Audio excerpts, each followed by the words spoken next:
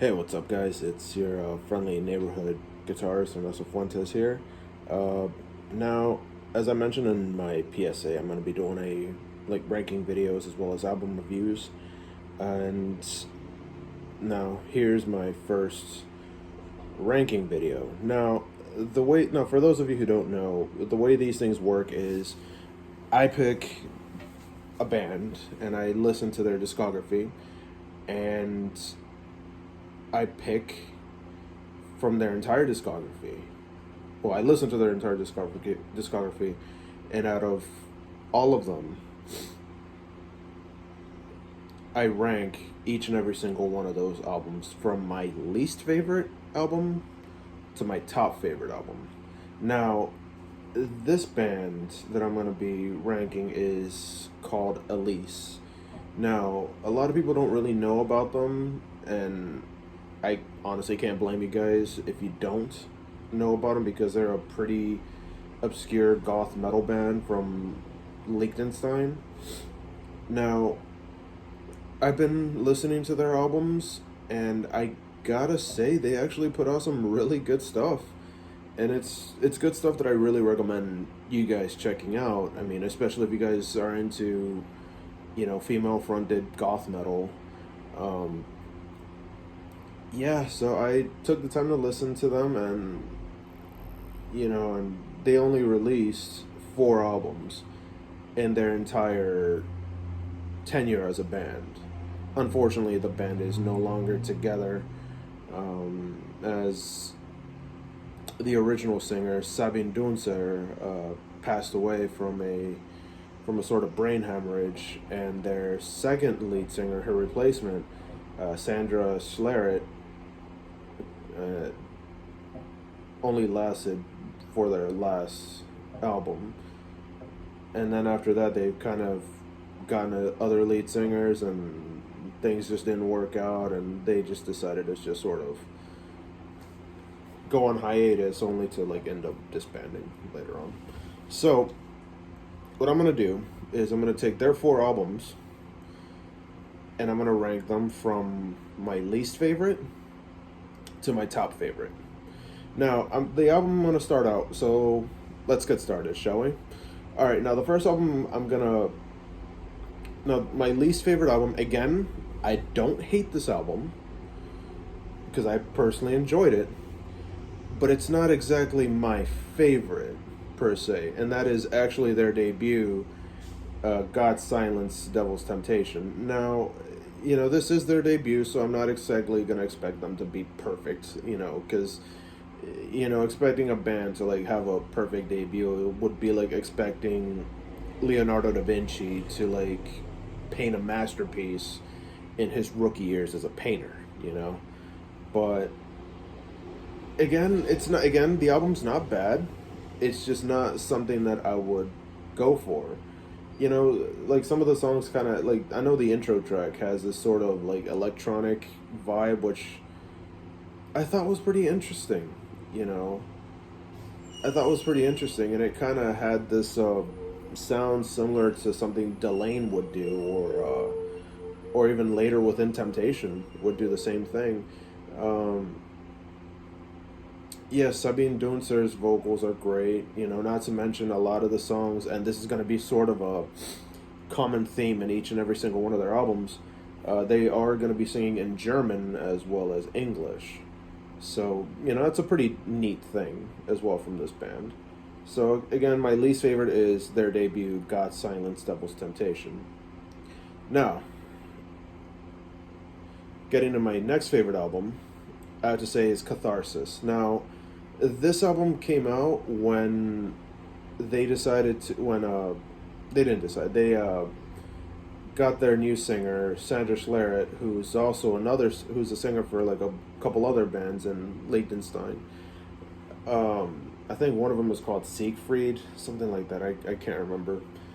But Catharsis is actually not bad of an album. A lot of people would think that, oh, your original lead singer, is no longer there, you guys should just disband. Not these guys. They actually continued on. And they just went on with Sandra Schleret, and in all honesty, her vocals are great. I really enjoyed this album. Again, it's not my favorite, but I mean, if I had to choose between, and I know I ranked the album with the new lead singer higher than the album with the first album with the original singer, but this one, I gotta say, they did a great job with Sandra, and I mean, again, the that essence was still in Elise, despite the fact that this was the album they recorded after the the tragic passing of Sabine Dunzer. So, I mean, this is a great album, and yeah, definitely highly recommend. All right, now let's get to my number two, and these I had a tough time trying to rank these two because, these two albums, man, what's there to say? Like, they're both just amazing albums. It's just that I honestly preferred one over the other by about this much. And of course, my second favorite album is Dark Clouds in a Perfect Sky, or Black Clouds in a Perfect Sky, like something like that. Um, this is a great album. It's like, they took the formula they created in for themselves in their debut, and they just polished it. They shined it up. They made it nice. I mean, the production in this just sounds so crystal clear, so clean, so pristine, and I mean, the songs are great. The way the first song, Der letzte Tag, uh, what a great way to start off the album. And I mean, I have nothing bad to say about it. I mean, it's a great album from start to finish. Uh, but the one song that really hits hard to this very day is their ballad Perfect Love, which really just captures Sabine's vocals, and it's just it kind of hurts, just to listen to it, considering that, to think that this is a voice that we lost tragically. It hurts, but it's just such a great song, such a great ballad. It's just so raw and emotional, and I think, in my honest opinion, that's what ballads really should sound like. It's like, you're bearing yourself to someone. You're just showing this sense of vulnerability to the point where it's like you're just, pouring yourself out there for someone. And I think that's what Sabine Dunzer does in Perfect Love. And just the choirs that just like follow her singing and singing the chorus, it's just so great. Amazing stuff. And now, this is my top favorite album by them. And in all honesty, this is the album by Elis that I could just listen to for days on end and not get tired of it. So for my number one, I gotta go with Griefshire.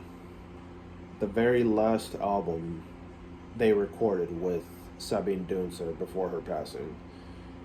The thing I love, like, the reason why this album actually surpasses Dark Clouds in a Perfect Sky by about this much is for one reason and one reason only. It's a concept album. It tells a story of like a family that's just sort of dysfunctional in a way.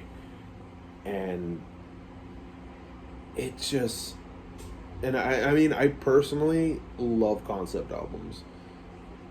I mean, that's my jam, and like the musicianship in this is great. The production is amazing. The songs are just very well made, and the story is just told very beautifully through song. And this was essentially Sabine's last album with the band before she sadly passed away due to that brain hemorrhage. And yeah, I mean, if you guys want like a really good Gothic metal concept album, this is the album I recommend. Like, seriously, go out there, stream it, buy the album. Highly recommend it. And I say the same thing about all their albums. Definitely check them out because they are a great band, and I think Elis is one of those very underrated, very overlooked bands. And you know, especially considering Gothic metal, most notably female fronted Gothic metal, is just huge all over Europe. And the fact that, you know, whenever people think of like Gothic metal, they think of bands like Nightwish, Within Temptation, bands like that. You know, they tend to just like overlook the other bands. And honestly, definitely, you know, go out there, check them out, you know. But yeah, so again, that's my ranking. This is my very first ranking video. What do you guys think of Elis? Like, have you guys ever checked them out? For those of you who did, what are your favorite albums? What albums would you rank from least favorite to most favorite? You know, definitely, you know, hit me up in the comments below. So again, this is my first ranking video, and this has been a really fun time for me. So, you know, definitely hit that like button and subscribe, and just hit that notification bell so that you can actually stay notified for any new videos. So until then, stay awesome, stay safe out there, and most notably, stay metal. Cheers.